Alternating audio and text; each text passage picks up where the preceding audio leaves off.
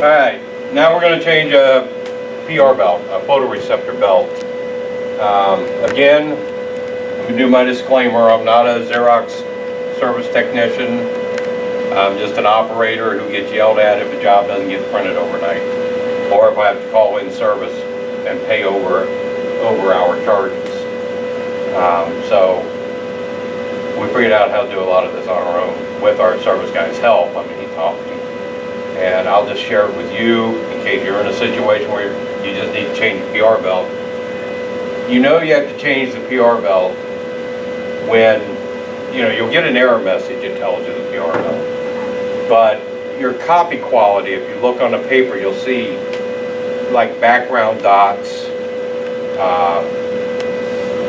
murkiness in the sheet, some places where it's not fusing.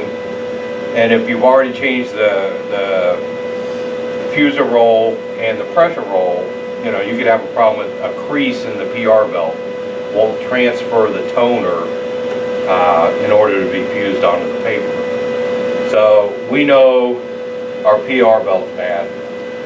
So we're going to go ahead and change that.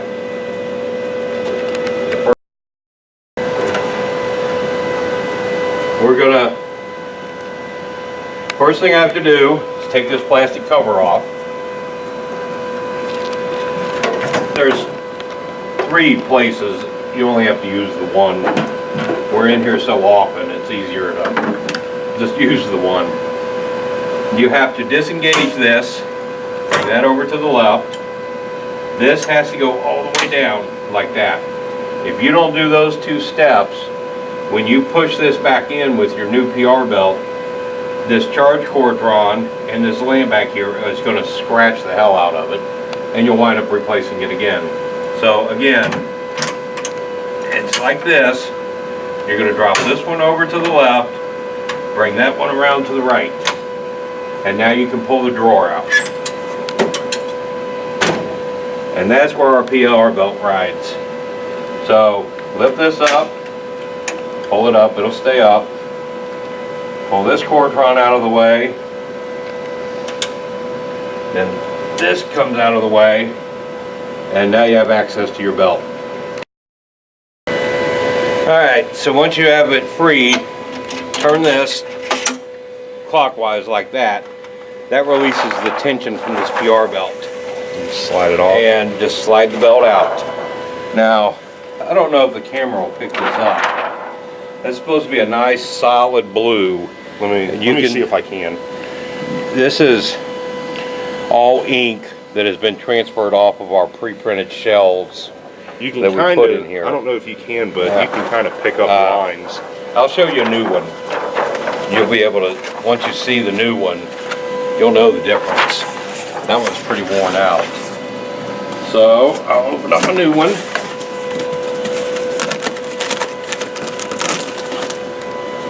I'm like a giant Pop-Tart. I don't say that, I'm hungry. You want to be kind of careful with these things, because it's easy to, if you get a little crease in them, that is going to show up on your printed piece. Okay, that tab never pulls up.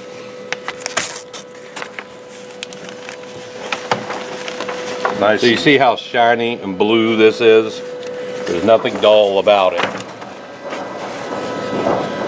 And try not to get your fingers all over it, because you're going to have grease from working on the machine. And all you're going to do, remember this thick black line has the holes in it that the machine times itself with. There's sensors that time this belt rotation. I could see it. So I don't know if the camera could pick it up, but I could see the tiny little. Slide this back on. Is there a point in the back when I leave about 1/8 to 1/4 inch of this top roller sticking out. That's what I was going to ask. How far? That's pretty close to where it should be. Then carefully release this back down. Is there like you just turn it, or? Yeah, you just turn it. Don't let it snap. And now you see we have all the tension again in our belt. Now all I have to do is close this one back up. That's all it does. This side goes over this little hoop, and then turn this down to lock it in place. And then there's a spring back here you have to release. Pull that spring down and let this ride back down. When you pull that, does it just Yeah, it go down drops. on its own? All Yep. right. Close that. Push this back in. You're reseated. Flip that up. Flip this one up. Put your plastic cover back on it.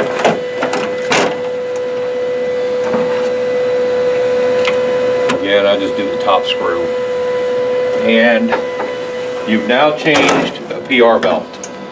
And what's a good thing to do, and again, if you can get into diagnostics, you want to set that PR belt up. So in diagnostics, I'll go into my print engine and run a DC 0951, which is xerographic setup. And I'm going to have to be in intrusive mode. I won't let the current job finish printing, even though there isn't one.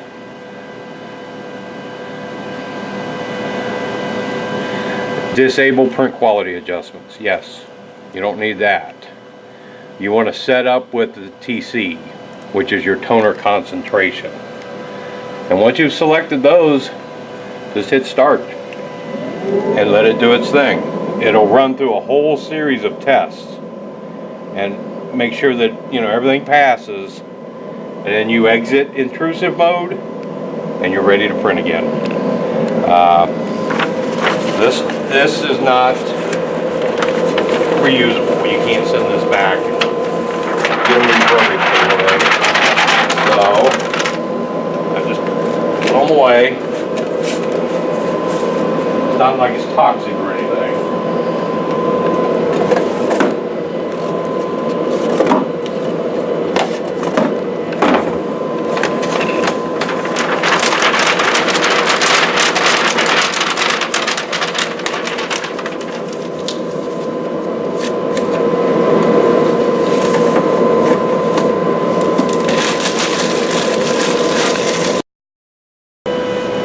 Okay, so we passed. Our xerographic setup's done. We have a new PR belt. We're ready to print. I'm going to exit intrusive mode. Minimize this.